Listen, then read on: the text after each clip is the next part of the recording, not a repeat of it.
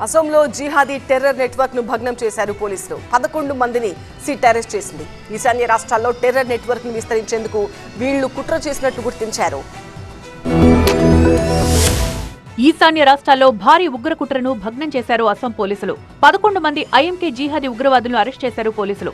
Assam SIT, Tripura పోలీసులు joint operation నిర్వహించారు. బంగ్లాదేశ్ అడ్డాగా నడుస్తున్న టెర్రర్ నెట్వర్క్ ను భగ్నం చేశారు. జిహాదీ సాహిత్యంతో పాటు పలు కీలక పత్రాలను పోలీసులు స్వాధీనం చేసుకున్నారు. యువతను ఉగ్రవాదం వైపు ఆకర్షితులను చేయడంలో వీళ్లు కీలక పాత్ర పోషిస్తున్నట్లు గుర్తించారు. ఇండియన్ ముజాహిద్దీన్, K10 గ్రూపుకు చెందిన ఉగ్రవాదులను అసోంలోని వివిధ ప్రాంతాల్లో అరెస్ట్ చేసినట్లు పోలీసులు వెల్లడించారు. బంగ్లాదేశ్ నుంచి ఉగ్రవాదులకు ఆదేశాలు వస్తున్నట్లు గుర్తించామని అసోం సిట్ చీఫ్ పార్థసారథి వెల్లడించారు. కేంద్ర నిఘా వర్గాల సమాచారంతో ఐఎంకే కార్యకలాపాల గురించి అసోం పోలీసులను అప్రమత్తం చేశారు. ఐఎంకే అనేది భారత్ నిషేధించిన బంగ్లాదేశ్ కు చెందిన జమాతే ఉల్ ముజాహిదీన్ బంగ్లాదేశ్ అనుబంధ విభాగం. గతేడాది ఆగస్టులో బంగ్లాదేశ్ ప్రధాని పదవికి షేక్ హసీనా రాజీనామాతో జేఎంబీ మళ్లీ చురుగ్గా మారింది. హసీనా పతనం తర్వాత జైళ్ల నుంచి విడుదలైన ఉగ్రవాదులు, సీనియర్ నాయకులు అన్సరుల్లాహ్ బంగ్లా టీం, అల్ ఖైదా భారత్లో తమ కార్యకలాపాలను విస్తరించాలని ఐఎంకేకు దిశానిర్దేశం చేశాయి.